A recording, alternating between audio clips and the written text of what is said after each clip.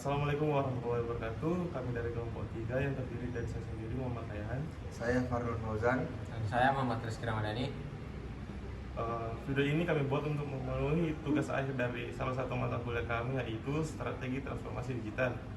Judul yang kami angkat ialah penjualan mobil secara online.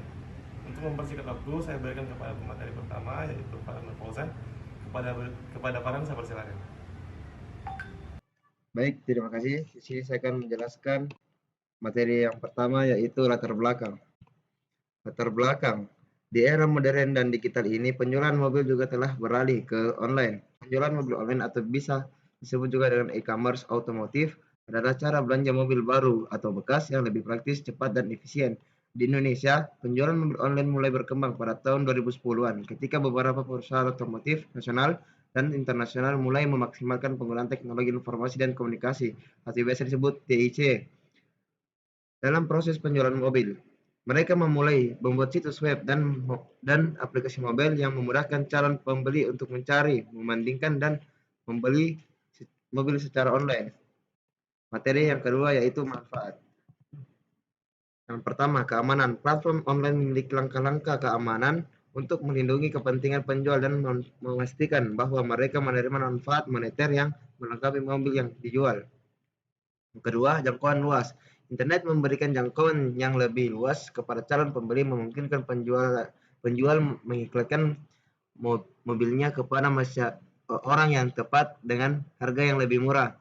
Yang ketiga, harga lebih baik. Platform online memberikan akses ke segelintir orang yang bersedia membayar harga lebih baik untuk membeli mobil dalam kondisi yang baik. Yang keempat, transparansi.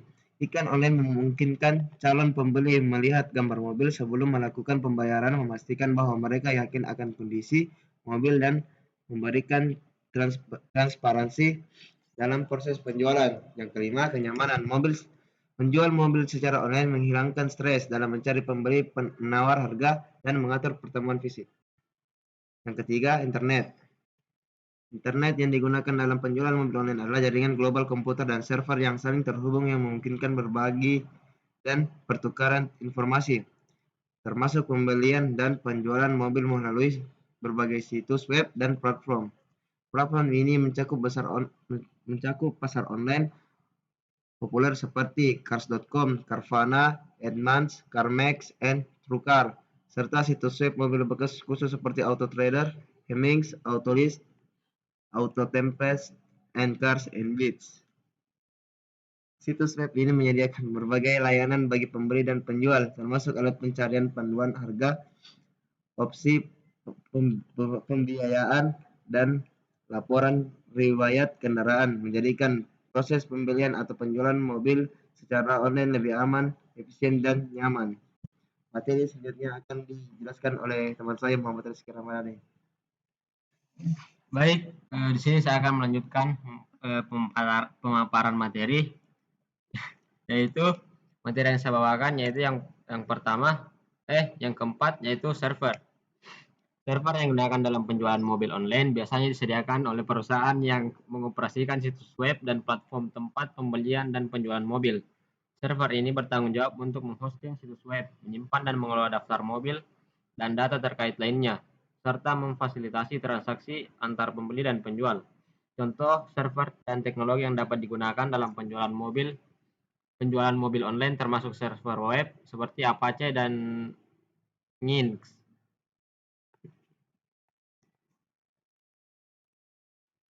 Server database seperti MySQL atau MongoDB, dan server aplikasi seperti Node.js atau Django.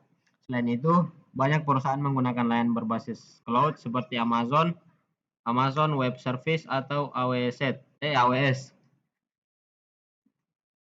atau Microsoft Azure untuk menghosting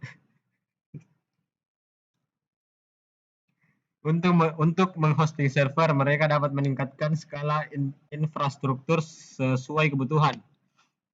Yang kelima yaitu ada IoT. 1. Mobil yang terhubung ke internet dan mengirimkan data ke cloud menjadi semakin umum di industri otomotif. Yang kedua, Pemeliharaan prediktif, konstelasi chip komputer dan sensor yang ditempatkan di seluruh mobil yang terhubung mengumpulkan data kinerja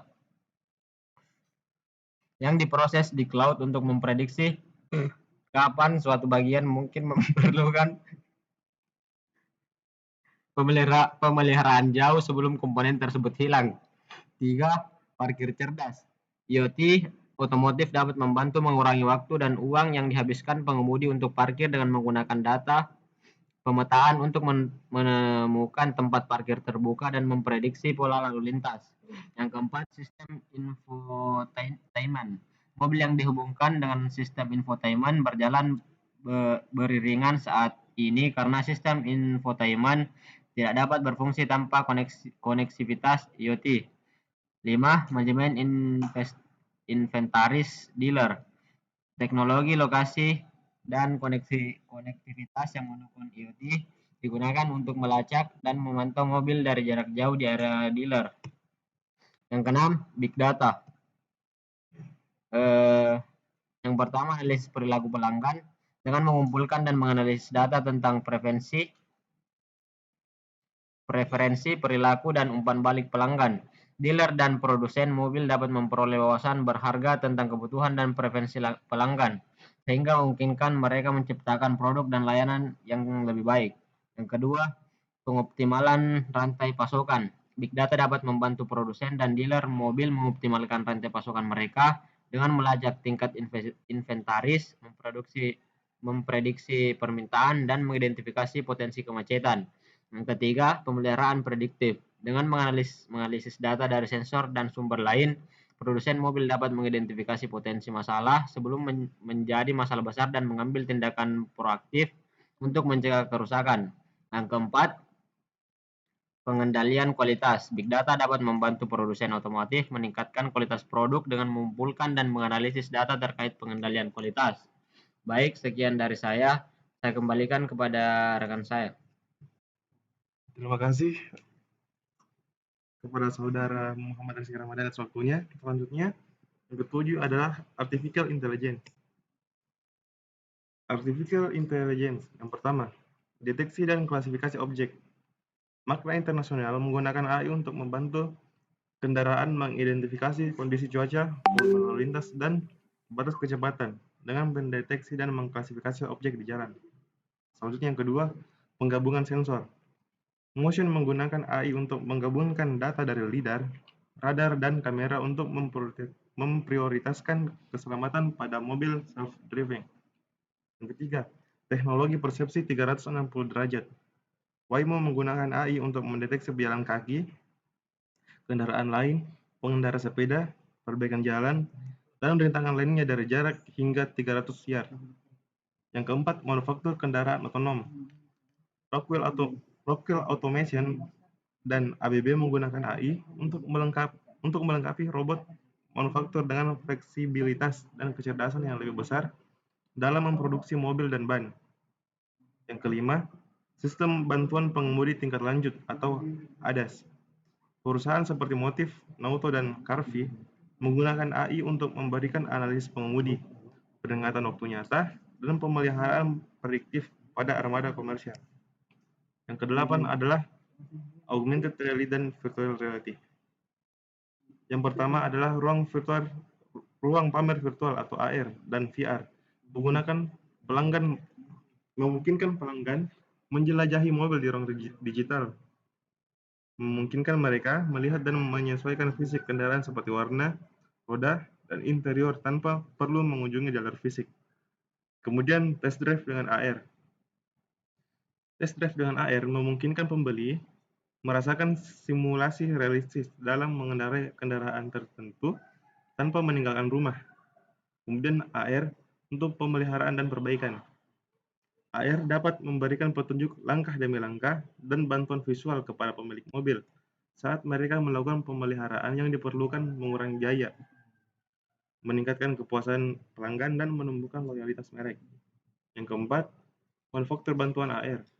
AR dapat membantu desainer dan insinyur dalam berkolaborasi dari jarak jauh dan mendeteksi potensi masalah selama proses produksi, sehingga menghasilkan proses produksi yang lebih efisien dan hemat biaya. Kemudian yang kelima, pengalaman mendalam ini dapat meningkatkan pengalaman pelanggan, menyederhanakan proses, dan pada akhirnya membantu dealer mobil tetap menjadi yang terdepan dalam pasar otomotif yang sangat kompetitif.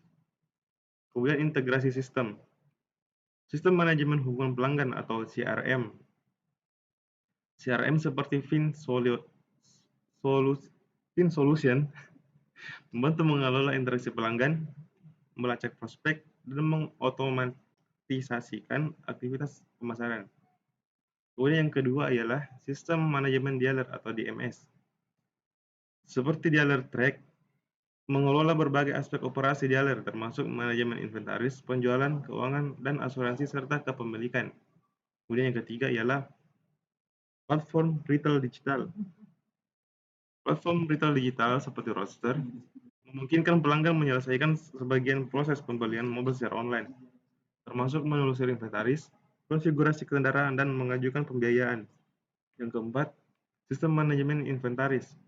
Sistem manajemen inventaris membantu dealer mengelola inventaris kendaraan mereka, termasuk melacak ketersediaan, harga, dan spesifikasi kendaraan. Yang kelima, platform notaris online. Notaris adalah platform notaris online yang membantu mengurangi penipuan dan penjualan digital. Integrasi sistem ini membantu dealer mobil meningkatkan efisiensi operasional, peningkatan pengalaman pelanggan, dan membuat keputusan berdasarkan data.